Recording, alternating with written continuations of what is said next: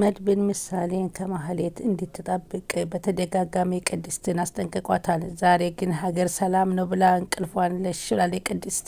በዚህ ሁኔታ ማህሌት በጣም ትጮህ ነበር። የሰው ያለህ ድረሱልኝ፣ እረ ድረሱልኝ፣ ተጨናነኩ እያለች ከታሰረችበት እየለፈለፈች ነበረ። ማህሌትን ጩኸት የሰማችው ምሳሌም ወደ ማህሌት ታመራለች። አጎትሽ ይኸውልሽ በማላቀው ነገር እያሰቃየኝ ይገኛል፣ አልናፈኩሽም እንዴ አለቻት። ምሳሌም በጣም ናፍቀሽኛል አለች። ኤፍራታ ደህና ነች በማለት ትጠይቃታለች። ኤፍራታ ደህና ናችና ዛሬ ነይና ሳሚኝ እያለች አባበለቻት።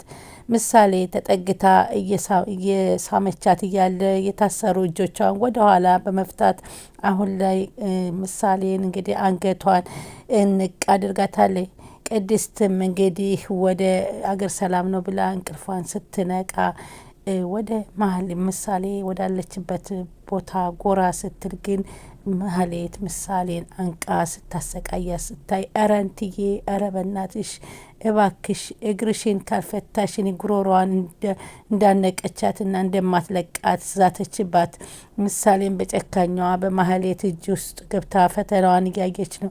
ሰላም ወደ ቻናል የተከታታዮች ሰላማችሁ በያላችሁበት በዓለም ዳርቻ ሰላማችሁ ይብዛልኝ። እንግዲህ ከትንሽ ቆይታ በኋላ ወደዚህ ተመልሻለሁ። እንግዲህ ቪዲዮውን ላይክ በማድረግ ይጀምሩ እንድታበረታቱን በትህትና እንጠይቃለን። ውድ ተመልካቾች የዛሬ ምሳሌን ቀጣይ ፓርቲ ይዤላችሁ መጥቻለሁ እና ሰላማችሁ ይብዛልኝ። ምሳሌ ድራማ ክፍል 79 ምን አዲስ ነገር አለ በሚለው እናያለን። መድብል እንግዲህ ብሩኬ ያለችበት ሁኔታ እንድትናገር ማህሌትን እያስገደዳት ነበር። ስለ ብሩኬ የሰማሽውን ነገር እያንዳንዱ አስረጭኝ እያለ ሲያስጨንቃት ነበረ። ወንድሜን የጣልሽውን ወንድሜን ለብዙ አመታት ባለቤቱ ሆነሽ አብረሽው ተኝተሻል፣ ዛሬስ የታደረሽው በማለት መድብል እንግዲህ ጥያቄውን አፋጦባታል። አንቺ ክፉ ሆነሽ ለምን ታሰቃያቸዋለሽ ወንድሜን ከብሩኬ በስተጀርባ እጅ እንደሌለበት ይልቅስ ዝና እንደሚያውቅ ትነግረዋለች። ዝና ምንስ ያውቃል? የነገረሽን ነገሮች በሙሉ ሁሉ እንድትነግሪኝ እፈልጋለሁ በማለት መረጃ ይጠይቃታል። ሆኖም ማህሌት እንግዲህ አይመጣም ብሎኛል ብሩኬ ዝናን የነገሬ በማለት ነው። ስለዚህ ወንድሜ አደጋ ላይ ነው በማለት ነው፣ በዝና ቁጥጥር ስር ነው ማለት ነው እያለ አልለቀውም በማለት ማህሌት እዛው እንደታሰረች ጥሏት ይወጣል። ሆኖም ግን ማህሌት እውነቱን እስከነገርኩ ድረስ ለምን ልትፈታኝ ቃል ገብተህልኝ ስታበቃ አሁን ለምን አትለቀኝም ስትል ጠይቀችው። ወንድሜ ያለበትን ሁኔታ ሳላቅ እዚች ክፍል በፍጹም አትወጭም ሲል ዝቶባት ይወጣል።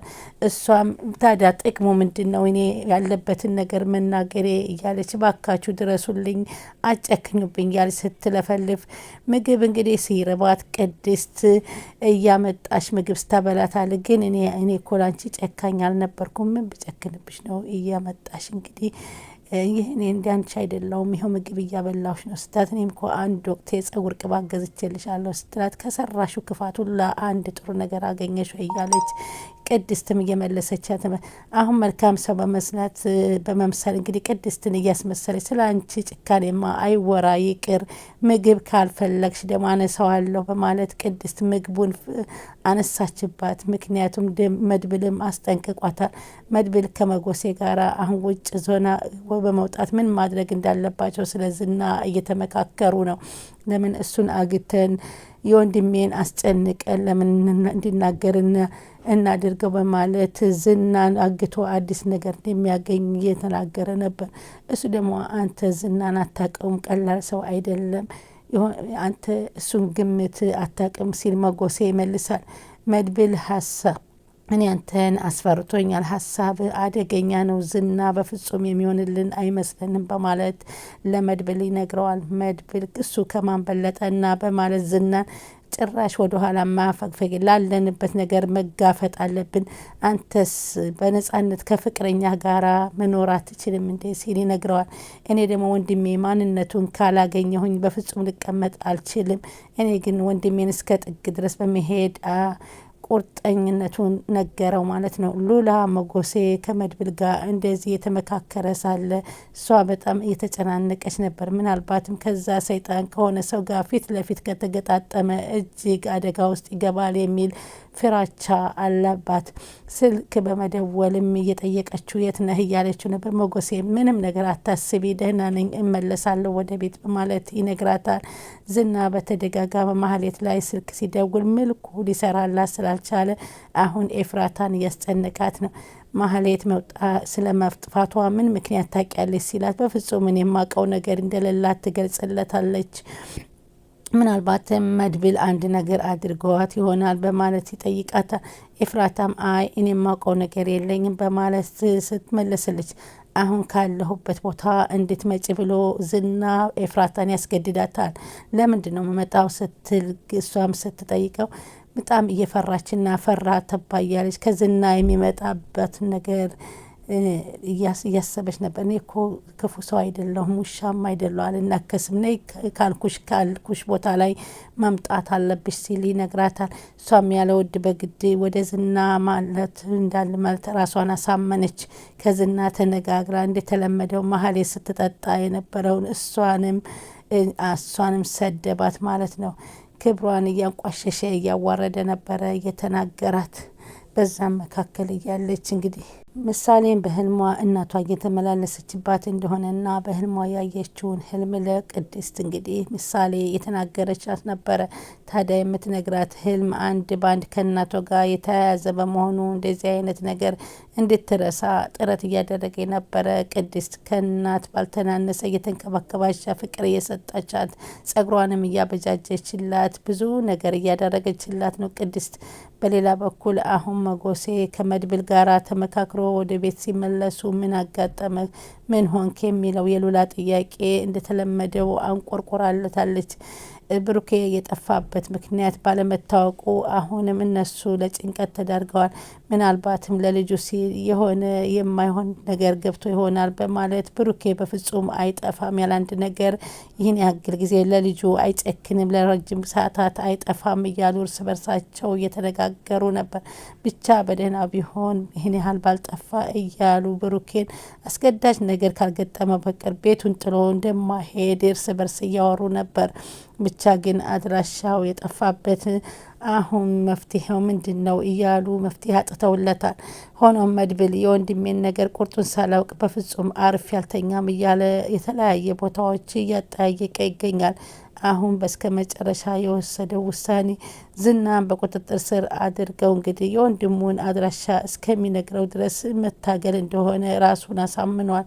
በእርግጥም መድብል እንግዲህ እንደዚህ አይነት ነገር ለመጀመሪያ ጊዜ ተደጋጋሚ ከዚህ በፊት ያሳለፈው የእስር ቤት ህይወት እንዳለውን እያስታወሰና ለመጎሴም እየነገረው ነበር። ማለትም በአንድ ወቅት እስር ቤት ገብቶ እድሜውን ጊዜ እዛው እስር ቤት እንደበሰበሰ እየነገረው ነበር። ሆኖም ግን አሁን በወንድሙ ምክንያት ፖሊስ ጣቢያ ቢገባ ምንም እንደማይደንቀው ለመጎሴ እያስረዳው ነበር። ምሳሌም ለምንድን ነው አባዬ የማይደውልልኝ ለምን ጠፋ እያለች ቅድስትን በተደጋጋሚ ትጠይቃታለች። ቅድስት ለኔ ነው እንጂ የማይደውለው ላጎትሽ እየደወለ ነው፣ አታስቢ፣ ምንም ነገር የለውም ብላታለች። ምሳሌ በአባቷ የተነሳችውን ጥያቄ ለማስረሳት እንተኛ ስትላት አትተኛ ምሳሌ አልቻለችም። ቅድስት ግን በዛውን ቅልፍ ይዟ ጭልጥ ብሎ ሳለ የማህሌትን ድምጽ መስማት ምሳሌ ወደ ማህሌት ክፍል ታመራለች። ማህሌት እጆቿና እግሮቿ ታስረዋል። አጎትሽ ምን እንዳደረጉት ባላቅም እጅና እግሬን እንደዚህ አስሮኛል፣ አልናፈኩሽም ወይ? እስኪ እኔ ጠጋ በይ ፍቺኝ እያለች ስትላት አሁን አፍቀሽኛል፣ ግን ኤፍራታ ደህና ነች እያለች ነበረ ስትጠይቃት የነበረው። መገዛ ምክንያት እንግዲህ ይኸውልሽ በጣም ደክሞኛል፣ እኔ ምን ተሰቃየሁ እያለች ብዙ ነገር እየተናገረቻት ነበር። ምሳሌም በማህሌት መታገድ ሳታዝን አልቀረችም እና ጠጋ ብላ ተጠጊ፣ ናፍቀሽኛል እኮ ካጠገቤ ቁጭ በይ፣ እናትሽ አይደለም እንደ አስሚኝም እንደ እያለች ስትጠጋት ግን እሷ ልጅቷን ስትመለከት የነበረ በሚያሳዝን ሁኔታ ነበረ። እጆቿ ተፈቶላት ስለነበረ እዛው ተቀመጠችበት ላይ አንገቷን ሴት አድርጋ አነቀቻት። በዚህ መካከል ላይ ቅድስት ከተኛችበት ስትባትት እንግዲህ ምሳሌ ከጎኗ የለችምና ወደ ማህሌት ተዳገተች ክፍል ስትል ማህሌት እንቅ አርገ ጉሮሮዋን ይዛ ስታያት ምን እያደረግሽ ነው ማህሌት? ኧረ እባክሽ ልቀቂያት በማለት ትማጸናታለች።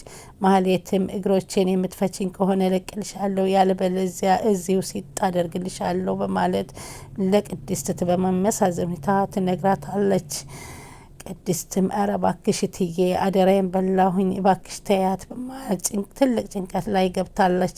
ማህሌትም በሩን ክፈችልኝና ልውጣ ይዣት እያለች ቅድስት የት ለምትወስጃት? ኧረ እባክሽ ልቀቂያት እያለች ስትማጸናት ነበረ።